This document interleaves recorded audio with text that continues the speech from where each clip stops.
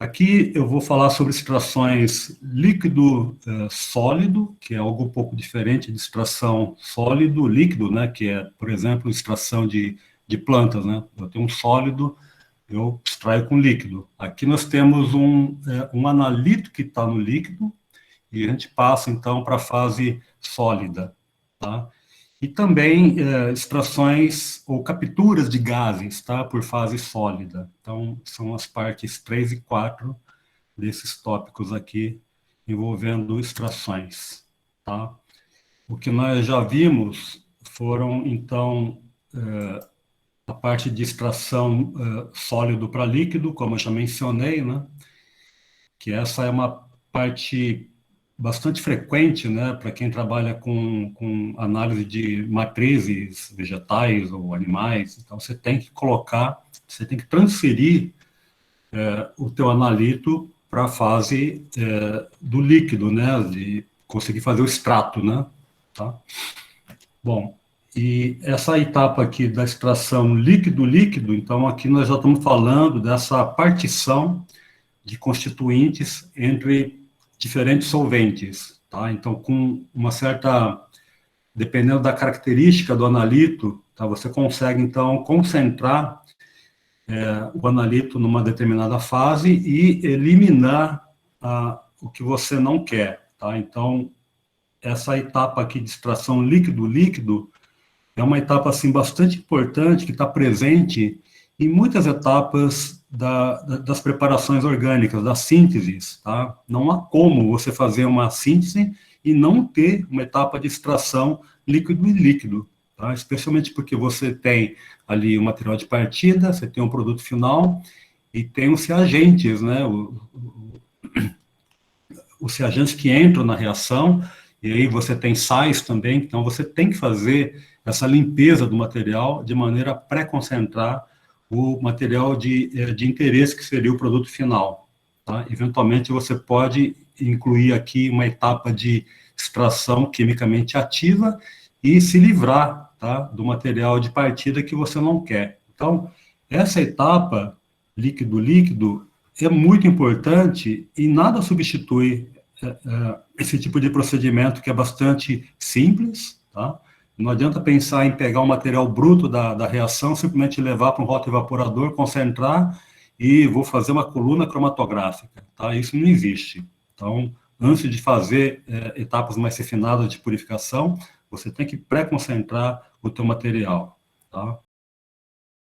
Então, nessa parte 3, a gente vai abordar um procedimento um pouquinho diferente da extração sólido-líquido, no qual o analito vai ser extraído pelo solvente, tá?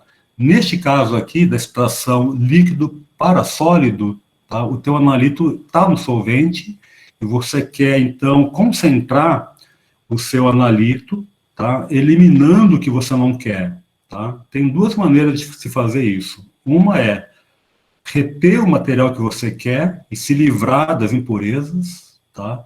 Ou fazer o contrário, tá? Coletar o que você quer e deixar as impurezas. Tudo vai depender da natureza estrutural dos constituintes na mistura. E a parte 4 seria, então, a captura, né, de gases por resinas sólidas, que é uma etapa, assim, também bastante interessante para análise de voláteis, principalmente. Bom, essa parte, então, pode ser denominada de extração em fase sólida, tá? Quando eu capturo, então, um analito que está dissolvida num líquido, tá? Então, eu quero capturar ela por um sólido, tá? Então, o princípio é basicamente esse aqui. Você tem as diferenças de afinidade, tá, do seu soluto, que está nesse líquido, que vai passar, então, por uma coluna, pequena coluna, que é conhecida, ela contém, então, um sólido, que é conhecido como fase estacionária.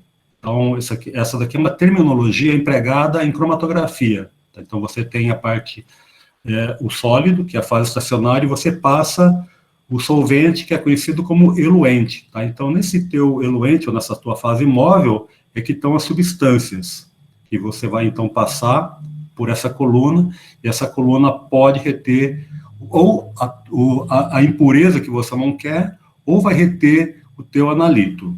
Tá? Essa aqui é a lógica por trás. Então, aqui, coloquei em 1 e 2. Ela pode, então, capturar o seu analito de interesse principal, ou, então, reter as impurezas, né? Tá? Então, você coloca aqui um certo volume. Bom, esse tamanho da coluna é bastante variável, e você pode otimizar de acordo com o tamanho da sua amostra. Se você tiver 1 litro, você não vai utilizar um cartuchinho aqui de 0,5 milímetro, né? Você tem que utilizar aí um cartucho aí de 50 ml, ou alguma coisa assim. Então, tem que compatibilizar o tamanho da coluna com o volume da solução que você quer extrair o teu material. Se você tem uma coluna muito pequenininha, você pode fazer numa escala compatível com essa coluna. Então, você vai passar ali 5, 10, 20 ml, tá? Porque se você saturar essa coluna, você vai perder a eficiência. Então, tudo passa por uma relação de proporção entre o volume total, não apenas o volume, mas a quantidade de analito que você quer trabalhar, que está dissolvido, então, nesse solvente. Então, a lógica é, você passa esse volume, tá, da água ou do solvente, e você pode reter o analito ou, né, reter as impurezas que você quer se livrar. Tá? Então, tem essas duas alternativas. A questão da definição, então, aqui seria SPE, que é extração em fase sólida, né, Solid Phase Extraction, tá? E vocês vão encontrar também SPME, tá? Que é uma extração em fase sólida, numa condição miniaturizada, é uma microextração, tá? Então, a gente está falando aqui de uma ponta de caneta, assim, uma agulha, praticamente, que pode, então, entrar numa certa atmosfera, ou numa solução líquida, e coletar de uma maneira assim, muito seletiva o teu analito de interesse. Vocês vão encontrar muita referência sobre isso, tá? É um dos procedimentos mais utilizados. Então, ela é considerada uma técnica rápida, moderna, né, para a extração líquido-líquido. Então, ela substitui aquele processo de partição, que não é ruim. Você pode utilizar a extração líquido-líquido e, em cima disso, tentar capturar de uma maneira mais seletiva o teu analito. Então, não significa que você pode se livrar da etapa de extração líquido-líquido. Bom, então ela é uma etapa de pré-concentração do teu material, tá? Mas ela também pode ser utilizada para algo um pouco mais refinado, no sentido de purificar mesmo, dentro de um conjunto de polaridade de compostos muito parecidos com o que você tem. Então, ela permite eliminar substâncias ou sais de natureza muito distinta do teu analito, mas dentro do tipo de estrutura do analito que você tem, caso você tenha um mínimo de diferença estrutural, ou seja, que você tenha uma certa resolução, você consegue utilizar essa diferença de comportamento e purificar, tá? Fracionar ainda mais, além de concentrar o analito de interesse. Por que ela é muito utilizada? Por causa da diversidade de fases que existem no mercado. Então, você consegue trabalhar com diferentes tipos de matrizes, né? Que é o material de partida que você vai trabalhar. A matriz aqui, em geral, significa já uma extração feita em cima, por exemplo, de uma urina, que você pode, então, extrair com solvente orgânico, com acetato de etila, com éter, tentando já capturar. E você tendo essa solução, você passa pela coluna para melhorar ainda mais o enriquecimento do teu analito. Então, amostras líquidas de uma maneira geral, né, sangue, água, você pode então fazer ou a extração, ou então passe diretamente, tá? Mesmo a urina você já pode colocar diretamente numa coluna desse tipo, tá? Você vai eliminar sais, proteínas, açúcares. Então, claro que você não vai fazer isso por tentativa e erro, mas você vai utilizar procedimentos que estão descritos na literatura. Quase sempre é assim, né? Você nunca trabalha a partir do zero. Professor, sim, pode tirar uma dúvida? Eu não entendi o porquê do nome líquido sólido. É porque o analito ele está no líquido. Exato.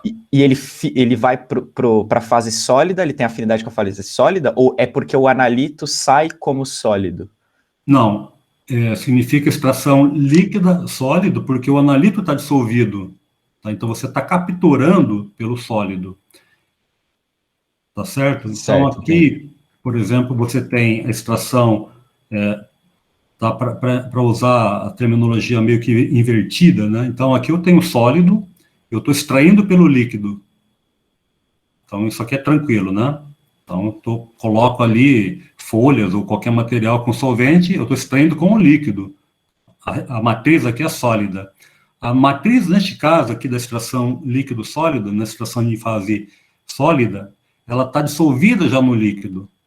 Então, ela pode muito bem sair desse extrato, eu estou com um líquido, aí eu vou inverter, eu vou capturar de volta, o que vai capturar vai ser o sólido. Eu poderia muito bem, por exemplo, colocar aqui um pó da folha que não tem nada. Eu posso utilizar, porque ela tem celulose, etc. Eu posso utilizar isso para capturar alguma coisa, tá? Então, é uma extração inversa a essa extração sólido-líquido. Então, o meu analito está dissolvido já, eu vou capturar ele por essa resina, ou por essa sílica, ou por fase reversa, e assim por diante. Entendi, professor, obrigado. Tá?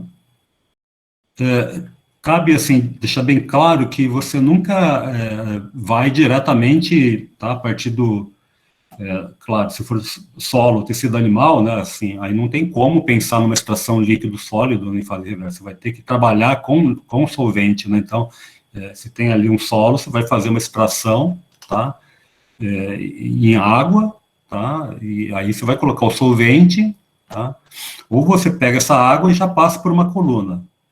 Você pega, assim, água de uma lagoa, que ela pode ter ali uma quantidade muito baixa de um pesticida. Então, você quer determinar um pesticida, tá? Então, você tem que concentrar essa solução da água, tá? Então, você pode ou botar ela num rotoevaporador, só que aí põe a água, né? Então, vai demorar muito para fazer isso. Então, você pode usar uma partição ou então passar diretamente essa água tentando capturar o resíduo de pesticida. Então, você vai conseguir tornar o nível, tá, de detecção bem melhor. Tá? Eu vou enriquecer essa amostra. Então, eu vou passar, por exemplo, um volume de água numa coluna, eu limpo ela com bastante água. Então, a princípio, a resina ela vai ter que ter afinidade pelo pesticida. Bom, você passa, então, aquele certo volume, e depois você tem que passar um solvente para recolher o que está preso ali. Essa que é a parte interessante, né? Porque aí você utiliza um volume do tipo bem reduzido, que vai eliminar, vai remover a substância que está presa ali. Então, você tem agora o teu analito dissolvido num volume bem reduzido. Então, se você passou ali 10 litros, você tem agora o teu analito dissolvido num certo volume de acetona, por exemplo, algum solvente orgânico que removeu o teu analito, você tem ali 5 ml, por exemplo, tá? E aí você vai injetar diretamente essa solução num analisador, no cromatógrafo. Então, aqui, essas amostras de partida, elas são muito variáveis, né? A gente já viu esse tipo de material de partida, vamos dizer assim, né? Comprimido, frutas, sangue, grãos, e podem ser também gases. Então, você tem no primeiro momento um extrato bruto, e aí você pode utilizar de algum desses recursos, partição ou a extração em fase sólida, para ter uma solução, então, rica nesse analito, para que você consiga detectar. Se você pega o extrato bruto aqui, você quer analisar um resíduo de pesticida, como eu mencionei, se injeta ali, você não vai conseguir enxergar nada. Então, essa é a grande capacidade, né, desse tipo de recurso da fase do sólido, tá, no sentido de capturar de uma maneira seletiva o teu princípio ativo, né, ou o teu analito. As fases que existem hoje são muito variáveis, tá, e tudo vai depender do teu alvo. Na grande maioria dos casos, sílica e fase reversa são as mais comumente empregadas. Vocês aprenderam que a sílica tem uma interação no sentido de capturar compostos polares, né? Os analitos aqui têm uma polaridade ou baixa ou mais ou menos neutras, né? E você passa um certo solvente, né, um hexano com um pouquinho de acetato, os compostos menos polares saem primeiro, e depois disso, os mais polares começam a eluir na medida que você aumenta a polaridade, tá? Então, esse tipo de princípio é utilizado aqui, então, para utilizar esse tipo de suporte, né, a sílica.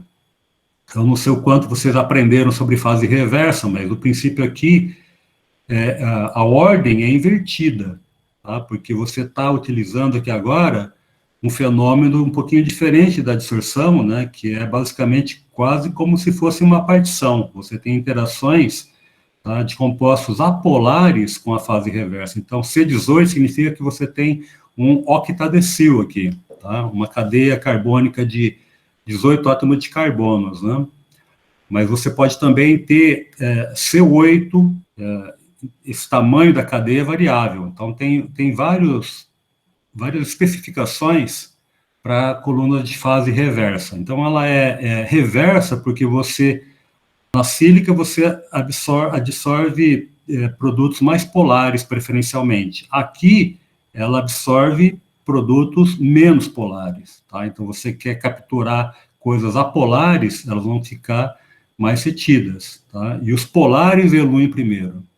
Tá? Você começa eluindo aqui com bastante água, depois vai colocando metanol, que é, na verdade, o menos polar do que a água, né? Para eluir os compostos, então, menos polares que ficaram presos, tá? Então, primeiro saem os polares e depois vem os apolares.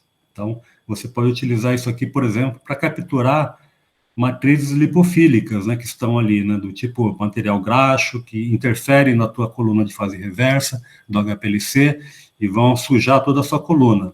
Tá? Então, o material apolar fica preso, e você, então, usa, por exemplo, a fase reversa para absorver os compostos que são apolares. Temos aqui também resina de troca iônica, que podem ser empregados, também existem uma série de tipos, de variedades diferentes aqui. Você pode também preparar a tua própria resina, tá? Existem muitos pesquisadores que trabalham no desenvolvimento de metodologia para captura, tá, de determinados íons ou determinados analitos, sejam eles cátions ou ânions, né? Um pouquinho mais de detalhes sobre essas fases, né? Então, aqui, para a fase normal, que é conhecida, então, como o fenômeno envolvido aqui, em termos de mecanismo, é de adsorção. O tipo de analito aqui, a polaridade é intermediária para fortemente polar, então ela vai reter e vai eliminar o que você não quer. Então, essa daqui seria a ordem de eluição. Você começa com solvente menos polar, ou então onde o material está dissolvido, tá? Então você começa, se você tiver com ele, o seu líquido de partida for muito polar, se você joga numa coluna de sílica, ela não vai reter quase nada aqui, ela vai já descer eluindo tudo, tá? Então não dá para que eu tenha um material dissolvido, por exemplo, em metanol. Eu teria que inverter, eu teria que evaporar esse metanol e procurar um solvente menos polar. Tá? Então, é o que se faz normalmente numa coluna de separação. Você começa com apolar. Jamais você começa com metanol, porque o metanol desce arrastando tudo. Tá? Então, você começa com apolar, a sílica vai interagir com o teu analito, que tem que ter uma certa polaridade. Então, ele vai ficar retido na sílica. Aí você eluiu, ou você passou todo aquele volume inicial que você tinha, e aí você entra com algo mais polar, não necessariamente metanol, mas você pode passar, por exemplo, hexano com acetato 1:1 ou acetato puro. Então, tudo vai depender de quanto o teu analito vai eluir nessa condição cromatográfica.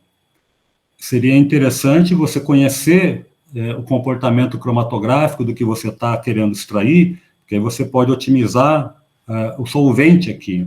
Aí você pode fazer uma cromatografia em placa e ter uma ideia do que vai acontecer, tá, nesse processo aqui de extração em fase sólida. Então, aqui você consegue fazer quase que, né, um enriquecimento além dessa somente a captura e eliminação, porque você pode capturar o que você quer, mas você pode capturar também outras impurezas. Tá?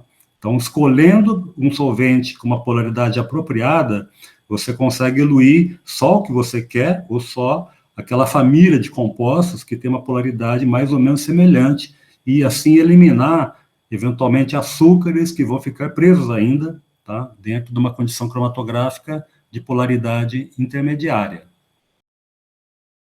E na fase reversa, que você tem aqui, então, você pode encontrar C18, C8, C2, ciclohexil, fenil e assim por diante. Esse tipo de fase, tanto acílica como fase reversa, você pode comprar. Bom, aqui, então, o teu analito vai estar dissolvido em solventes desse tipo aqui, em geral, com uma certa polaridade.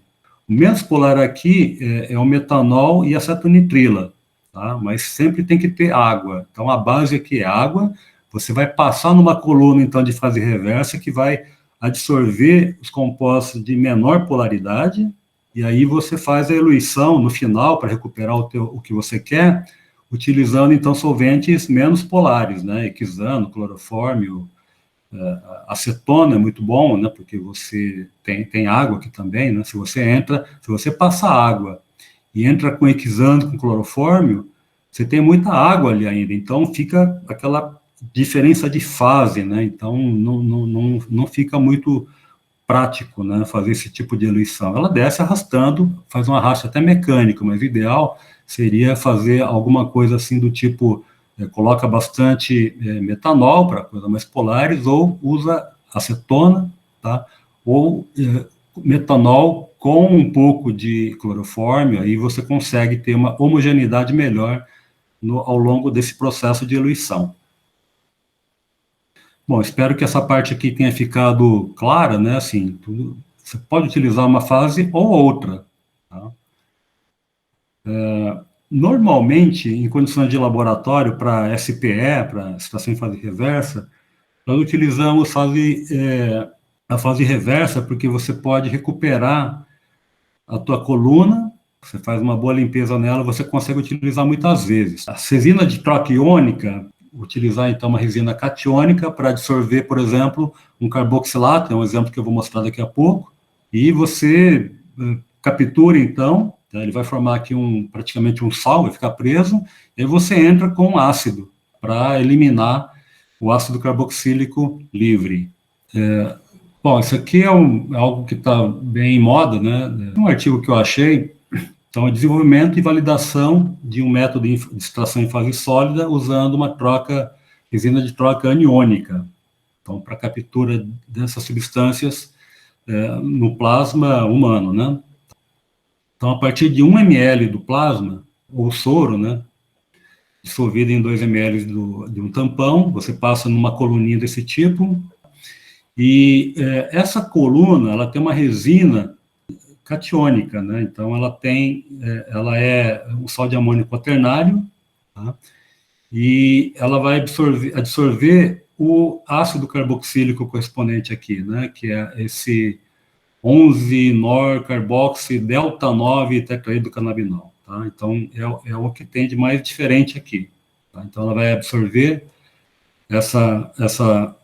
esse canabinoide, e esses dois aqui vão passar livres, tá? Então, você passa um certo volume, esse aqui fica preso seletivamente, esses dois aqui passam, tá? Depois você coloca aqui ácido acético para protonar, né, o carboxilato, de maneira que você possa, então, recuperar esse ácido carboxílico, tá? Então, essa é a lógica por trás do uso de extração em fase.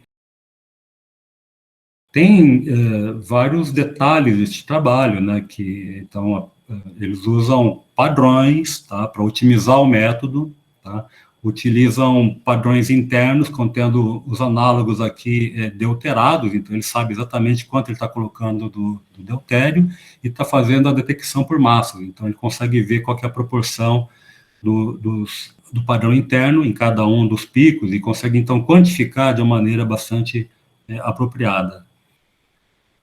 Mas o que eu queria mostrar é exatamente esse tipo de aplicação, né? Assim, com um tipo de resina específico, tá? Você consegue, então, pescar o teu analito de uma maneira bastante seletiva num universo de substâncias que tem, aqui no caso, o mesmo tipo de estrutura, tá? Só que tem uma função aqui muito diferente, então você consegue se valer dessa diferença para que você possa, então, capturar de uma maneira muito específica esse ácido carboxílico. Professor, Sim? na fase normal, na dissorção, como que eu faço para recuperar o meu analito? Tá, você tá, então, você tem a substância que está no solvente de polaridade baixa, tá? Porque você está colocando na sílica, tá? E a sílica tem que interagir, a sílica é polar, ela tem que interagir com as substâncias que tem um pouco mais de polaridade, tá certo? Ok, Então, você passou esse certo volume, você pode passar um pouquinho mais só do solvente, e você já não tem mais a substância. Então, você passa o mesmo solvente, tá? Para eliminar o que está preso ali ainda, tá? Então, a princípio, de uma maneira assim, otimizada, o teu analito ficou preso lá porque ela tem ali uma hidroxila, tem uma parte mais polar, e ela ficou retida na sílica. Como é que você faz para que ela elua? Você tem que aumentar a polaridade. Então, o solvente vai ter uma boa afinidade pelo teu analito e vai arrancar, vai destruir as interações polares que o teu analito tem com a sílica. Então, trata-se aí de uma competição, né, em termos de capacidade de dissolver o teu analito contra o analito que quer ficar preso ali na sílica. Então, você passa com um solvente que tem uma interação forte, tá, no sentido de dissolver, destruir essa interação de ligações de hidrogênio do analito com a fase estacionária. Então, ela vai carregar o teu analito dentro de um certo volume de solvente. entendi. Por isso que o primeiro solvente tem que ser apolar e o segundo tem que ser mais polar. Tem que ser polar para que ela elua, tá? Tá. Então, Entendi. quando você faz uma plaquinha cromatográfica, você sabe, você tem um padrão, por exemplo, tá? Então, você vê qual é a condição que o teu analito vai subir bastante na placa. Então, você não pode utilizar um no qual o analito fique ali com RF, né, que é o 0,5, por exemplo, o RF que ela corre até o topo, né, até a fronte do solvente é 1, né, porque é a área percorrida pela substância, pela distância que o solvente percorre, né, tá? Então, se ela fica na metade, ou seja, 0,5, na plaquinha, para a coluninha já não é bom, porque ela vai reter um pouco menos do que na placa. Então, tem que trabalhar com RF 0,2, 0,3. Ela tem que ficar ali embaixo. Aí você pode passar um certo volume de solvente e o teu analito vai migrar um pouco mais, se você for passando bastante solvente. Então, tudo tem limite. Você não vai ficar passando, eu vou passar um certo volume para capturar. Aí você quer lavar a coluna para eliminar o que você não quer. Você não pode utilizar 100 vezes o volume de partida, porque o analito vai descendo, né? Ele vai descendo na coluninha. Então você tem que controlar isso. Então você otimiza isso numa placa, você aplica a tua amostra, faz a eluição, que é como se você estivesse simulando o que está acontecendo na coluna. Falei, bom, eu posso passar então o hexano N vezes, a substância que eu quero subiu pouco na plaquinha, tá? Mas se eu colocar 1 para 1 com solvente mais polar, digamos, hexano mais acetato de etila, a substância já subiu bastante. Então, eu falo, olha, aqui eu tenho que tomar cuidado. Então, eu posso colocar, eventualmente, 20% para eliminar as coisas que ainda estão presas ali, mas não me interessa. E aí eu faço, então, a eluição final para recuperar o analito, então, de interesse. Tá? Entendi, professor, obrigado. E, claro que você tem que ter um método de análise. Tá? Então, você tem ali várias fraçõezinhas, e você tem uma expectativa de que o teu analito deve estar presente a partir de tais frações. Mas aí você tem que... Ela pode se espalhar em em 2, 3 frascos ali. Tá? Você está passando volume, o ideal é você fracionar. Por que o ideal é fracionar? Porque se você falar assim, não, eu sou muito bom de bancada, eu vou coletar tudo que não me interessa no primeiro frasco, depois eu vou aumentar um pouquinho a polaridade, eu vou coletar no segundo, e no terceiro eu vou ter tudo que eu preciso recuperado ali, tá? Bom, em caso de dúvida, é melhor você fracionar, tá? Você vai trocando o frasco. Olha, coletei aqui 1 ml e, eventualmente, a substância está descendo, eu não sei, então você vai colocando vários frasquinhos. Você pode colocar ali 10 frascos para coletar, e depois você tira uma alíquota e injeta no cromatógrafo.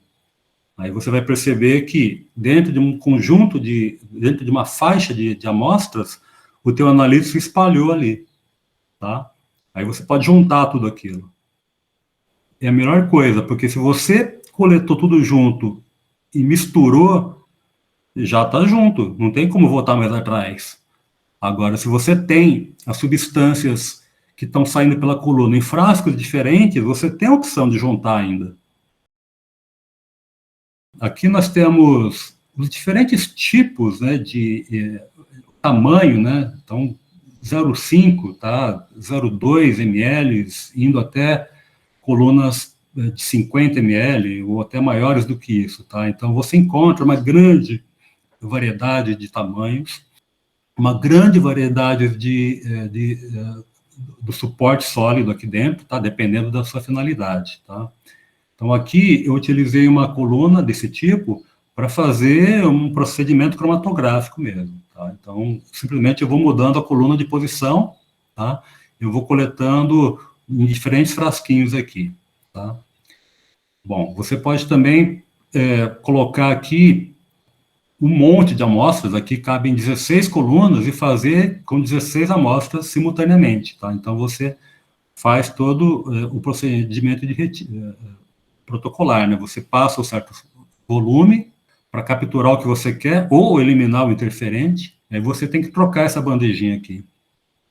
Nós temos um sistema bem parecido com esse aqui no laboratório, e aqui, esse tipo de câmara de vácuo, então aqui eu tenho um controlador de vácuo, eu coloco o vácuo, e eu consigo controlar, então, um fluxo adequado. Se eu colocar um fluxo muito forte, a amostra acaba não tendo uma seletividade. Se eu colocar um fluxo muito forte, ela desce, eu não tenho tempo de interagir, fazer com que a amostra interaja com o suporte e ela fique presa. De repente, você coloca um fluxo muito forte, eu não tenho essa seletividade na absorção, tá? Então, é importante que o fluxo seja bastante controlado. Seria, mas tem que ser resistente. Olha, então, eu não sei exatamente que tipo de material pode ser utilizado, né, Giovana, para fazer essa impressão. Poderia, tá? Mas nós temos que lembrar que nós trabalhamos muito frequentemente com vapores de solvente orgânico, tá? Então, se for um polímero que se dissolve com solvente orgânico, ela vai ser gradativamente atacado, né? Então, o metal aqui me pareceu algo mais razoável. Então, mas, enfim, a gente tem esse tipo de procedimento que dá para, então, fazer com muitas amostras simultaneamente. Então, eu posso preparar, sei lá, centenas de amostras por dia e coloca lá diretamente num vial. Vial é o nome do frasco que vai para o analisador, para o cromatógrafo a gás ou cromatógrafo a líquido, tá? Então, você tem uma amostra aqui já pronta para injeção. Claro, vai depender da concentração, né? Se você tiver uma quantidade muito grande de material, o ideal é tirar uma alíquota e transferir para um frasco que vai para o HPLC. Tipicamente, a amostra para um HPLC, ela tem 1 miligrama de amostra por ml. Então, se você estiver trabalhando aqui potencialmente com 5, 10 miligramas, vai ficar muito concentrada, né? Ou então fazer uma diluição e fazer uma quantificação, tá? Mas é ruim você entrar com uma solução muito concentrada no teu cromatógrafo, porque você acaba danificando, começa a sujar a coluna, né? Você está entrando com muita sujeira ali, né? Olha, isso aqui foi um procedimento que a Aline é uma aluna de iniciação científica que orientei, e ela acabou mandando esse trabalho aqui para esse congresso do Cicusp, né, Congresso de Iniciação Científica, e aqui ela tem acho que é 1 minuto ou 2 de vídeo, ela fala sobre esse projeto, tá? E mesmo num trabalho de iniciação científica, você pode desenvolver coisas que a literatura, tá, você não encontra muita coisa ainda, né? Então, o projeto dela, né, consistia em analisar variação da composição entre folhas. porque essas folhas aqui são comidas por uma lagarta, e a gente analisa as fezes, né? Eu comentei sobre isso na aula passada, tá? Só que a lagarta come uma única folha.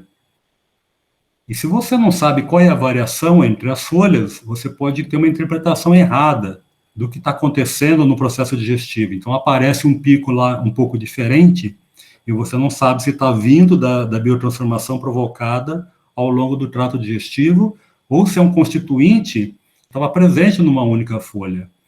E nós temos observado que essa composição química flutua bastante. Então, o quanto ela flutua, tá? Então, isso fez parte do projeto de iniciação científica dela. Bom, aí, para fazer a extração de uma única folha, a gente tem que pulverizar finamente. Aí começou o primeiro problema. Quando ela coloca uma folha seca num almofariz e tenta pulverizar, o almofariz escorrega, né? Então, estava um pouco difícil, tá? E aí veio a ideia de colocar, então, 150 miligramas de folha, que ela corta, né, e faz uma amostragem, e coloca sílica. Então, aqui, a sílica está sendo utilizada simplesmente para dar atrito. Então, aí ela coloca na sílica e ela consegue pulverizar. Então, aí fica um material super fino, e aí ela pega esse material, então, 150 miligramas de cada folha, ela coloca numa seringa, que tem um algodão aqui embaixo, e aqui tem a coluninha de fase reversa. Então, a sílica está aqui somente como suporte para o material.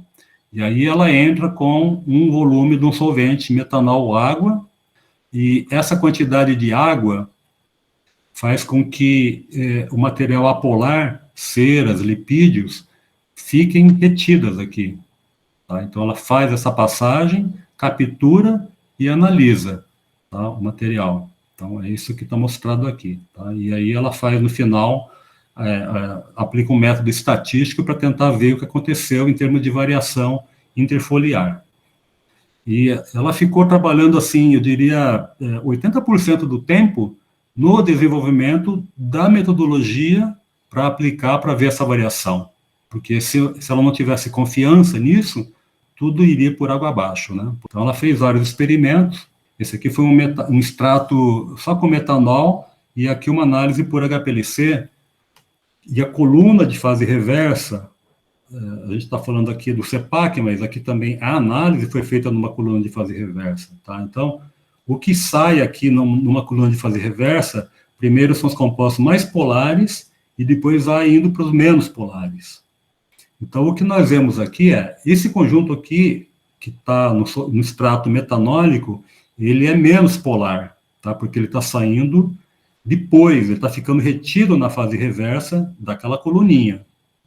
É que quando injeta, a gente vê a ordem de eluição. Aí, quando ela pega o extrato metanólico e passa por uma fase reversa, contendo, então, 5% de água, por exemplo, ela consegue se livrar dessa matriz aqui interferente, e pode ter outras coisas aqui que nem estão saindo na coluna, estão ficando presas na coluna por causa da maior afinidade com a fase reversa. Então, o material altamente apolar tende a ficar preso na coluna de fase reversa, tá? Então, aqui você está vendo os produtos saírem, mas algumas coisas podem ficar presas aqui, tá? E você vai fazendo N injeções, essa matriz lipofílica vai ficando ali na coluna, ela não sai. Por mais que você passe um solvente pouco polar, com o tempo você acaba entupindo a coluna.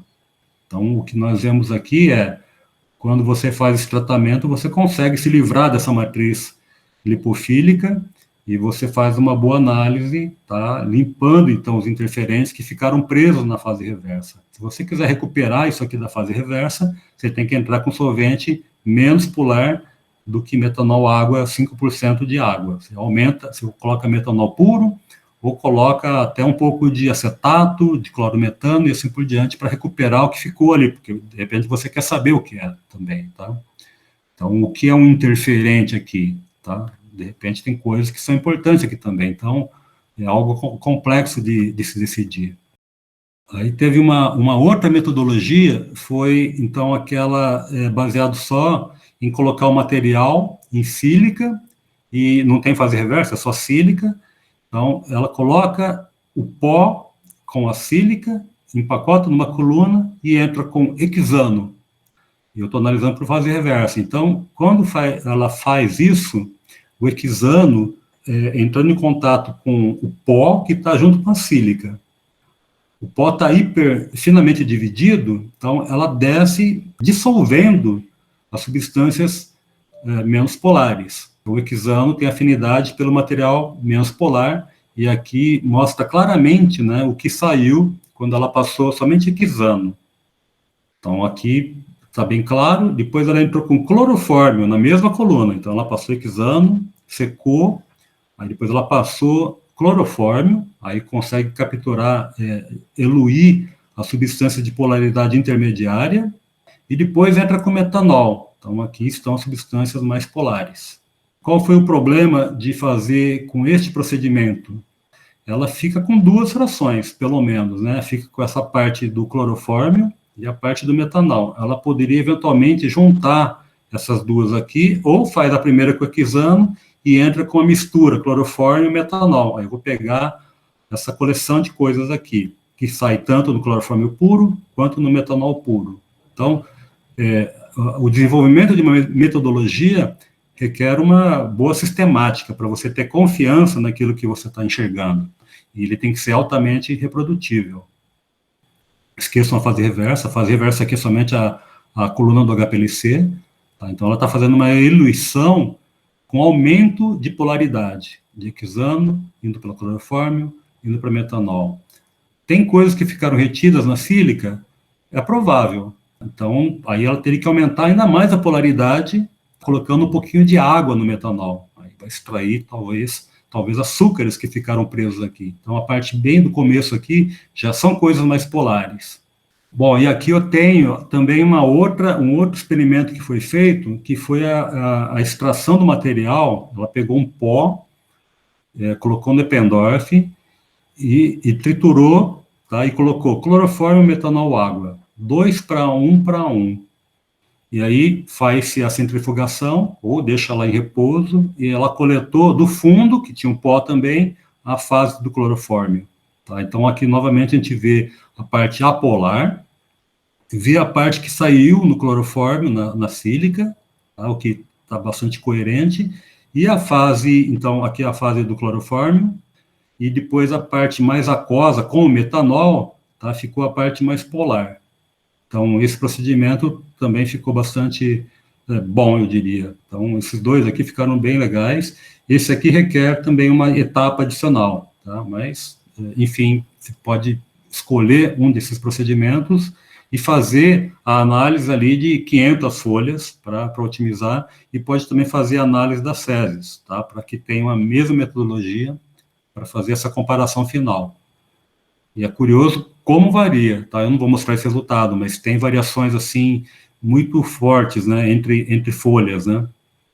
E o inseto, tá, ele come, talvez como a gente come os nossos alimentos. Você come uma fruta, essa tá legal, essa aqui tá mais azeda. Então, tem toda uma plasticidade, né, assim, em termos de adaptação para aquele menu, né?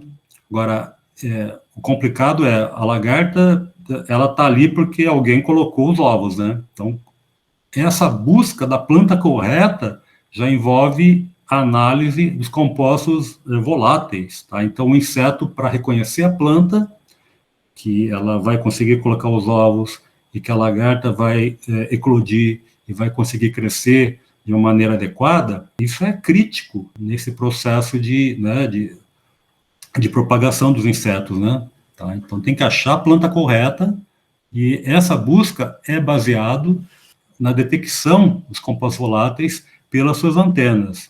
E, então, essa é a parte final, né, dessas etapas de extrações, do qual eu vou analisar o gás que pode ser absorvido, então, no sólido. Então, é uma extração de uma atmosfera por essa, ou você tem a captura direto dessa parte chamada do headspace, que é a parte volátil que está ali, aquela pluma toda de compostos voláteis, você pode capturar diretamente e injetar no cromatógrafo.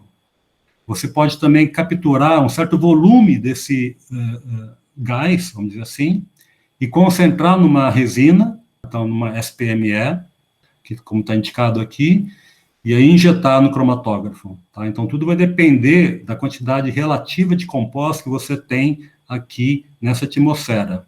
Bom, isso aqui é um líquido, então, muito provavelmente você tem uma quantidade grande de compostos voláteis aqui. Mas você pode também fazer isso com sólidos, né? Alguém de vocês assistiu esse filme, O Perfume? Eu já assisti. Então, tem um livro, né, O Perfume, e acabei assistindo o filme também, é claro, né? Então, enfleurage, que é um nome francês, que vem de fleur, né, de flor, né? Então, é a captura dos compostos voláteis das flores, né?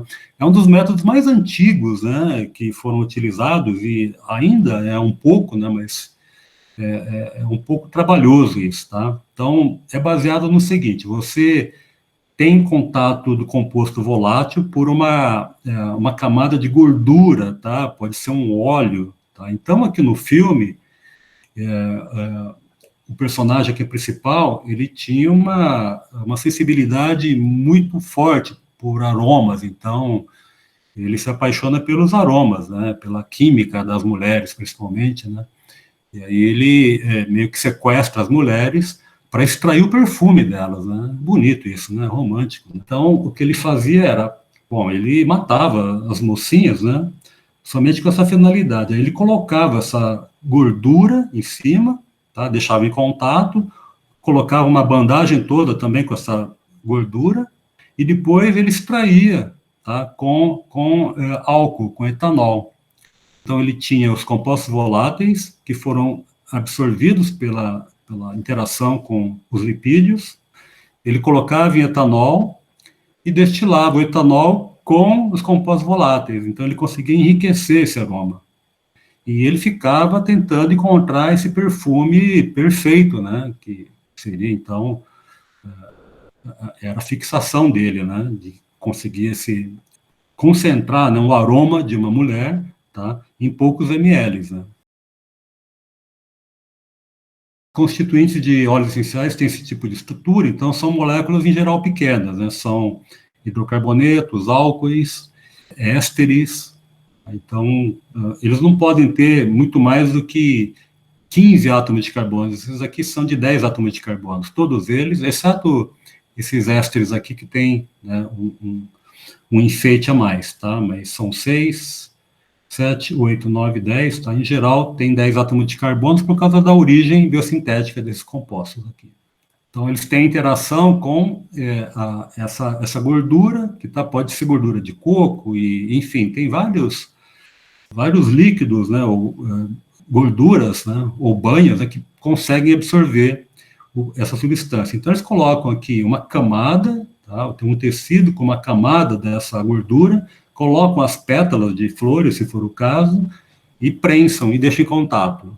Tá? Deixa aí 1, 2 dias, retira as pétalas. Eu coloquei um vídeo no Moodle que mostra bem isso. Aí você tira as flores, ou folhas, o que você quiser, coloca de novo outro material fresco e vai repetindo esse processo até saturar essa gordura. Então você fica aqui com uma pomada, né, de enfleurage, né, bem rica, que pode ser utilizada diretamente como um perfume, né, ou você pode então extrair esse material, né.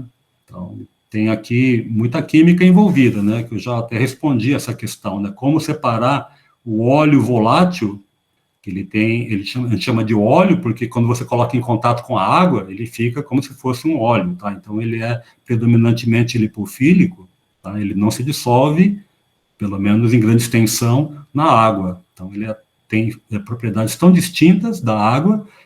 Alguns são álcoois, né? Então tem um pouquinho mais de afinidade, mas predominantemente a parte da cadeia carbônica, que é apolar, acaba dominando, né, a propriedade, vamos dizer, macroscópica em termos de solubilidade, tá? Então você tem ela como uma fase distinta da água, mas você tem também a gordura que foi utilizada. Então aqui, se você coloca essa pomada aqui, você dissolve no álcool, que vai dissolver tanto a gordura quanto o óleo essencial, aí você destila e você está destilando líquidos miscíveis, tá? A gordura tem um ponto de ebulição acima de 200, né, 300 graus, alguma coisa por aí, tá? Então, você vai conseguir destilar o etanol e os óleos essenciais que têm aí um ponto de ebulição também na faixa aí dos 150 para 200 graus Celsius, né? E aí você tem, então, o álcool com o óleo essencial, e aí você tem que eliminar o etanol para enriquecer no óleo essencial. Então, é uma técnica bem antiga que tem muitas pessoas que ainda utilizam por ser um procedimento artesanal, né, assim, quase que romântico, né.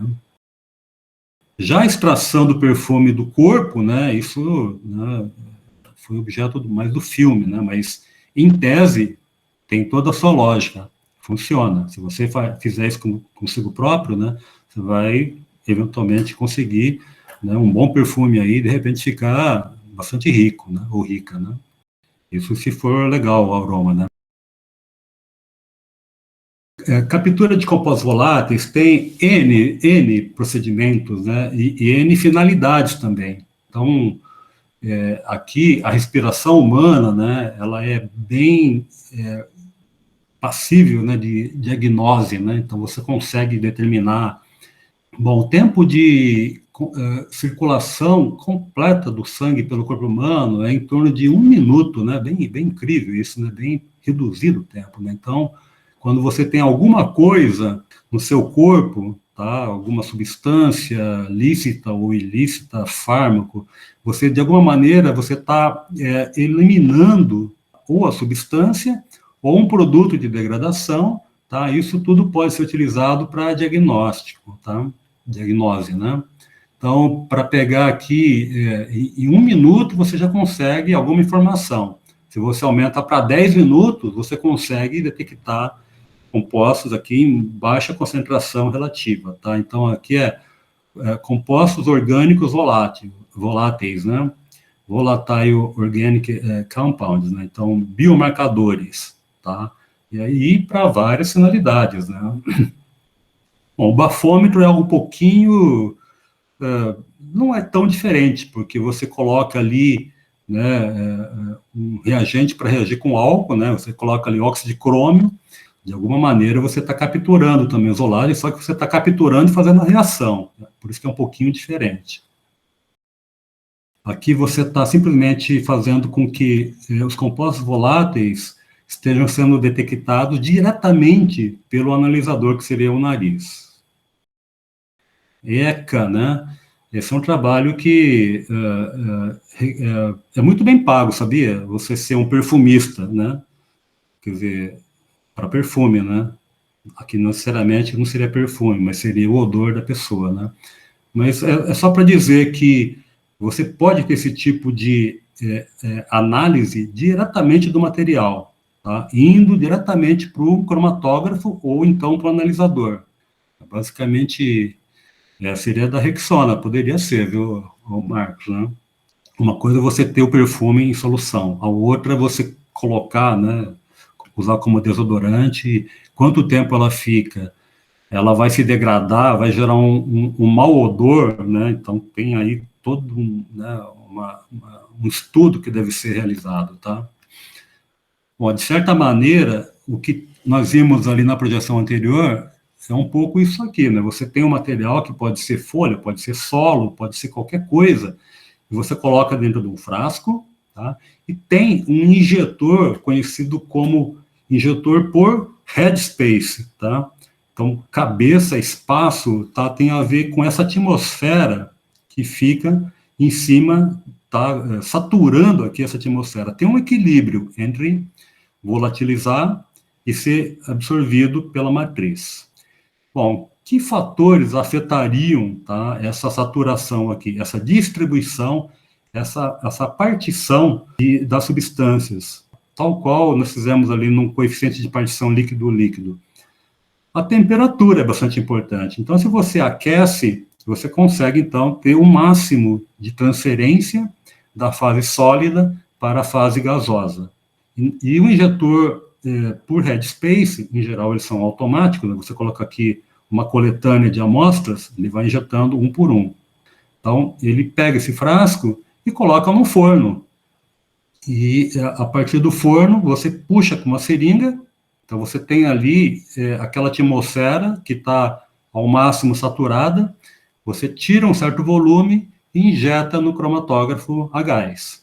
Quando é líquido, você pode também fazer isso, ter uma ideia da composição, especialmente daquela fração mais volátil. Se você coloca aqui um óleo essencial bruto, a parte volátil vai estar associada à composição baseada em constituinte que tem maior pressão, maior volatilidade.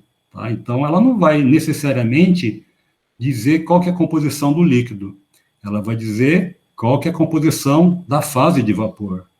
Tá? Então, são duas análises que vão levar a resultados distintos. Se eu analisar diretamente, se eu tirar uma alíquota daqui do óleo, colocar em solução, é claro, e injetar, colocar em solução, porque você nunca injeta um óleo essencial bruto.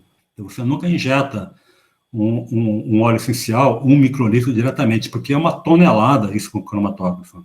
Você coloca, em geral, 1 miligrama por ml, injeta 1 microlitro no cromatógrafo, existe uma partição ali que vai 1/50 desse 1 microlitro para a coluna cromatográfica. É muito pouca coisa. Tá? Então, se você coloca aqui 1 microlitro do óleo essencial, ela vai saturar toda a sua coluna, você vai ver uma montanha imensa.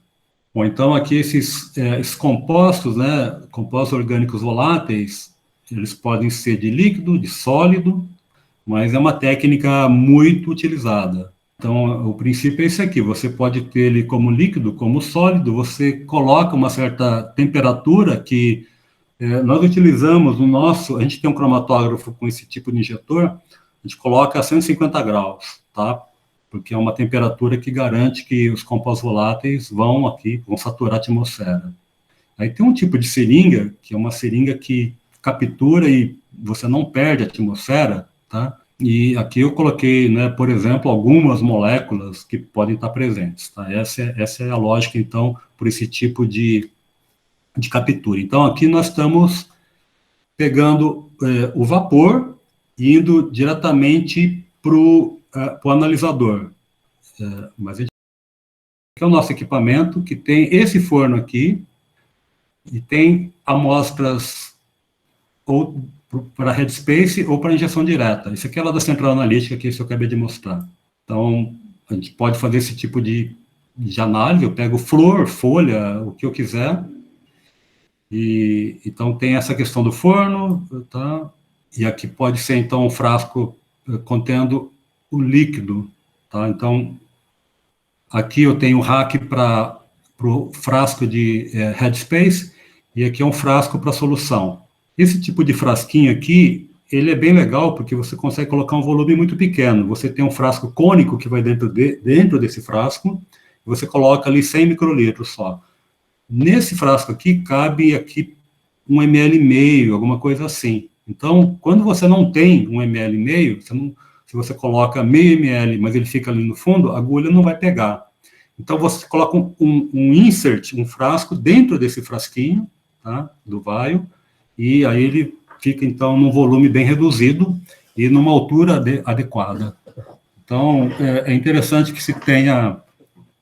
Aqui tenha todo o controlador e aqui é o forno que vai a amostra, tá? Então, ele tem um robozinho com um ímã aqui, que ele tem um ímã aqui dentro, em cima do frasco, ele gruda aqui em cima e solta.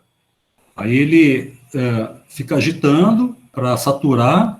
Ó, agora, bom, ali então a gente está vendo diretamente do headspace por analisador, ou por nariz, como queiram, tá? A gente pode também capturar, essa é a parte do SPE ou SPME.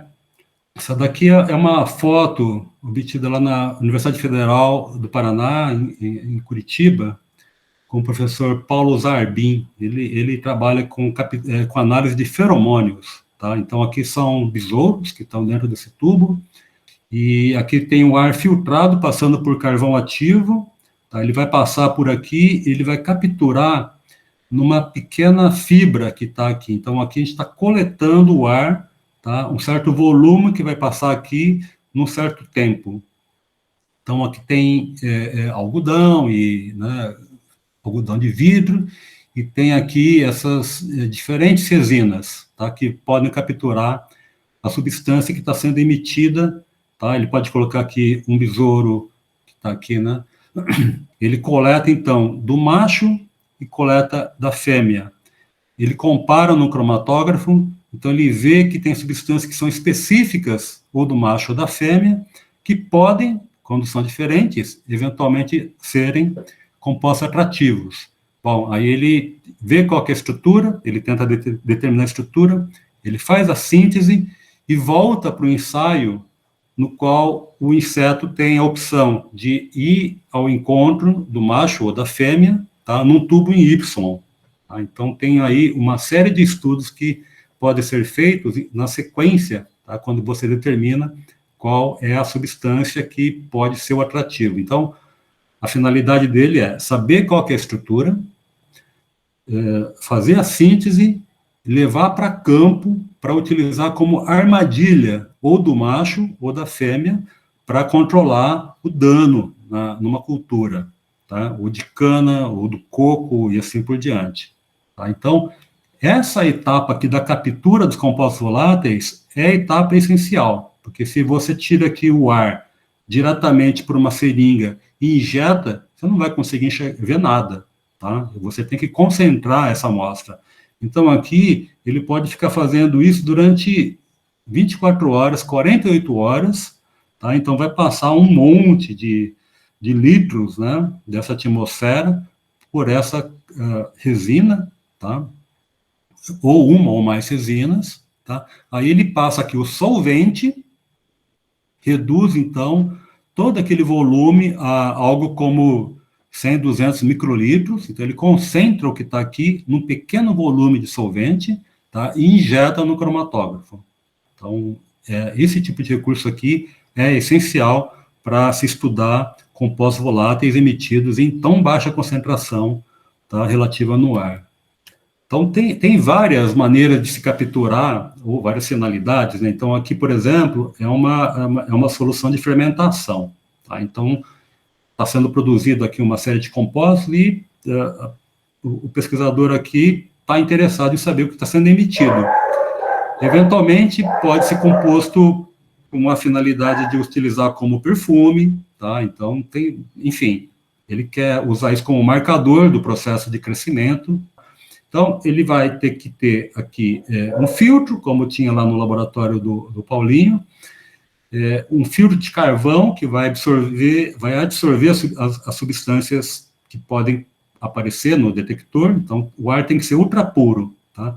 Primeiro, ele já pode ter aqui também, se ele não quiser utilizar esse filtro, ele pode ter um ar ultra puro num cilindro e jogar aqui dentro, tá? Ele vai, então, a substância que está sendo emanada aqui, emitida, vai passar por esse filtro, que tem diferentes possibilidades aqui, né, de estrutura, e, então, ele vai passar também e coletar, puxando aqui com uma bomba de vácuo, tá? Então, ele pode colocar pressão aqui e pode puxar aqui também. Essa resina, ela é meio que compactada, então, é interessante que tenha também vácuo para ajudar a fazer essa passagem dessa atmosfera, desse volume de ar. Então, aqui tem uma série de compostos que vão ficar adsorvidos. O termo aqui é adsorção, porque é um fenômeno de superfície. E aqui ele pode, de novo, passar um solvente ou mandar diretamente para um cromatógrafo. E existem formas de se fazer isso.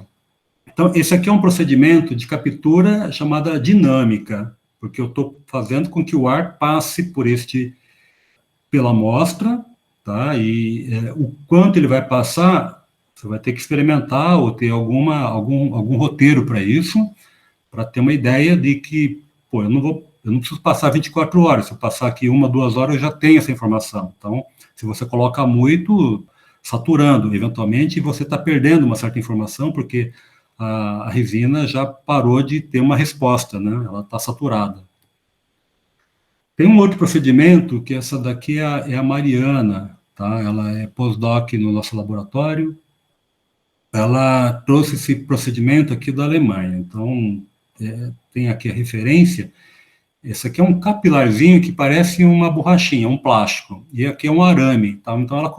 Então, esse polímero é um capilar, e ela simplesmente coloca em cima de um arame, e ela coloca esse arame dentro de um saco plástico de celofane, essas de micro-ondas, que ela compra no supermercado, tá?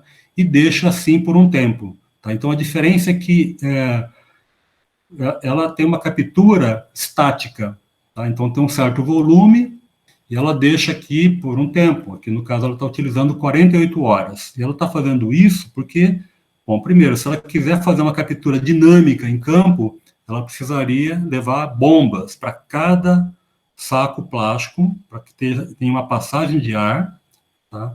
E ela possa capturar. Aqui não, ela pode fazer isso aqui N vezes, o quanto ela conseguir colocar de amostra. Então, o objetivo dela era ver qual que é o impacto do dano provocado por um herbívoro, que é essa eóis aqui, é uma geométride, é uma lagartinha que fica comendo a folha. Tá? Ela quer fazer isso para saber qual que é a resposta da folha a esse dano mecânico, e se esses compostos que são emitidos pela folha que está sendo comida, ela vai ter alguma influência sobre a próxima oviposição ou para atrair parasitoide dessa lagarta, tá? Que são vespas. As vespas conseguem detectar os compostos que estão sendo emitidos aqui. Então, aí ela tem um controle que não tem a lagarta, ela tem um controle numa outra planta que não tem a lagarta, porque muitas vezes a planta que está sendo comida aqui, ela passa a produzir pela planta toda os compostos voláteis, tem toda uma comunicação interna da planta, tá? Então, ela faz aqui, e ela tenta encontrar uma planta, tá, que não tenha nenhuma lagarta, e tem que fazer aqui um N de 7, de 10, até ela ter certeza de que a resposta é consistente. Então, ela coleta esse capilar, depois de 48 horas, não coloca a mão, é claro, né, porque senão ela vai estar ali com as substâncias, né, da mão.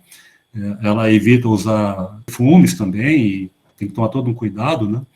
Ela tira o capilar, coloca dentro do vial, do frasquinho que vai para análise, e coloca em gelo seco, e traz para o laboratório. E aqui é um resultado por cromatografia a gás. O frasco vazio também emite, né, e de verde aqui, ele emite uma série de compostos, né? Veja como a técnica é sensível.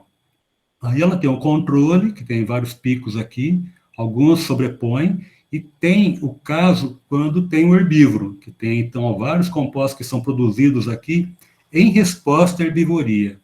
Então, para fazer esse tipo de análise, ela não poderia pegar uma única folha, tá, trazer para o laboratório e fazer uma arraste a vapor dela. Até dá para fazer.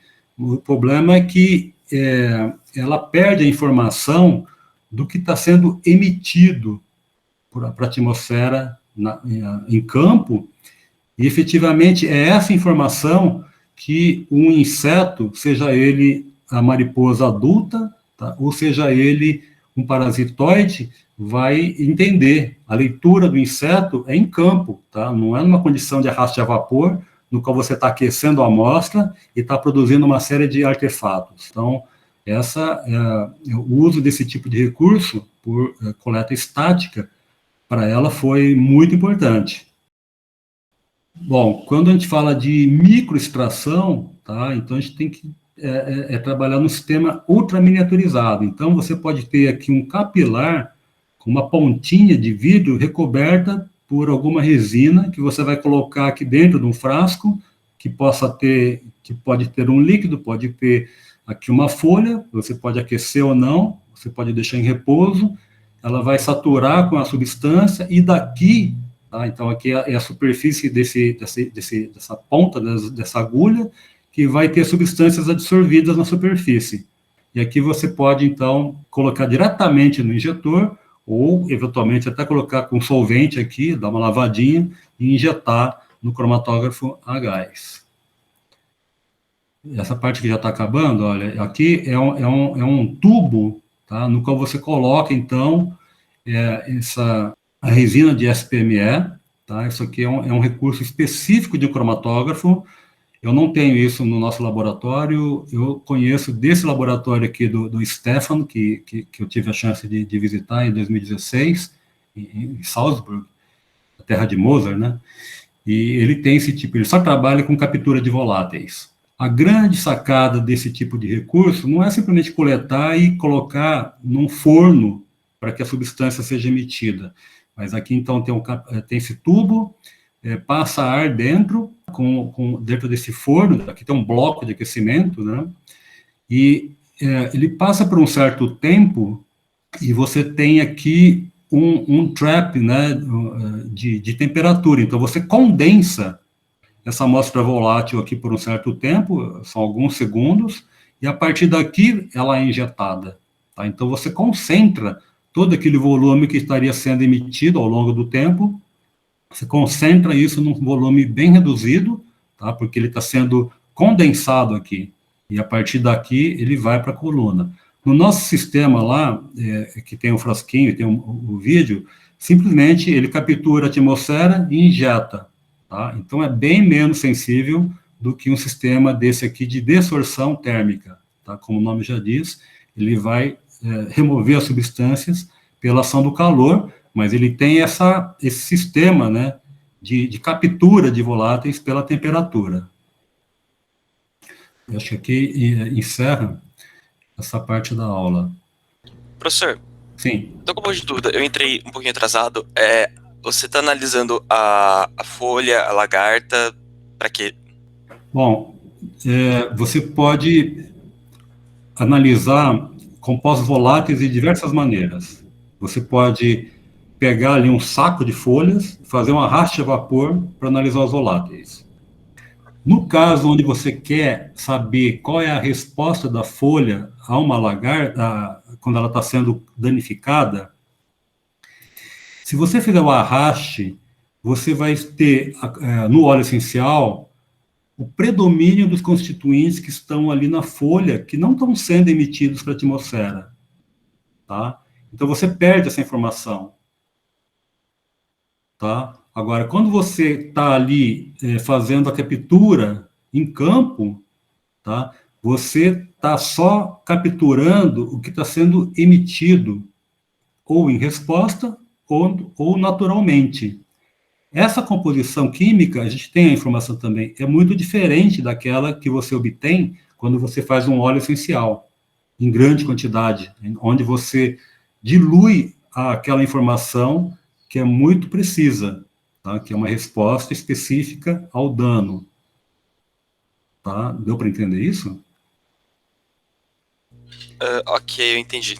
Agora, com qual finalidade? Tá, então aí a interpretação do que a folha está fazendo ali são outros 500. Então, o próximo experimento da Mari essa é a parte mais difícil, você precisa da fêmea grávida para colocar os ovos numa folha que está sendo predada ou que não está sendo predada. Tem diferenças de resposta? Essa é a primeira pergunta. Então, a hipótese se tem muito dano, talvez seja melhor procurar uma outra folha, porque senão vai faltar comida, tá? E muitas vezes acontece isso, a lagarta coloca, a mariposa adulta coloca tantos ovos que acaba a comida no meio do desenvolvimento. E aí a lagarta não tem para onde ir, ela vai ter que descer o solo, ela pode ser atacada por formigas, e ela tem que procurar uma outra planta. Então, isso inviabiliza o ciclo reprodutivo. Tá? Então, ela não pode colocar uma densidade muito grande de lagartas ali, ou de ovos, né? Tá? Então, essa leitura pela mariposa grávida deve ser a mais correta possível. Tá? Mas a gente vê em campo, às vezes, uma planta totalmente detonada, assim, vamos dizer. Tá? Quase que só tem ali os talos, né? Tá? Essa é a primeira informação. Qual que é a resposta que a gente chama de intraespecífica para a própria espécie de mariposa, tá? Que é da família Geometridae, né? Tá? A outra informação seria para o parasitoide. O parasitoide, ele sai à busca de vítimas pelo campo. Então, ele adora lagartas. A grande maioria das vespas colocam ovos em lagartas, tá? Então, ela vai lá, espeta nas costas da lagarta os ovos, e os ovos eclodem dentro dela. Então, você, quando traz a lagarta para a cidade, aparecem outras crisálidas, que ela eclode, soltando um monte de crisálidas diferentes das vespas. Então, o reconhecimento do parasitoide pela presença da lagarta é baseado na emissão dos compostos das folhas. Essa é uma parte bem interessante. Então, tem interpretações meio antropomórficas, vamos dizer assim, do qual a folha está pedindo socorro para o parasitoide. Ela emite um sinal público, vamos dizer assim, aí a vespa percebe que tem uma mariposa e ela vai lá e coloca os ovos. Tá? Então, isso ajuda a controlar a população de lagartas.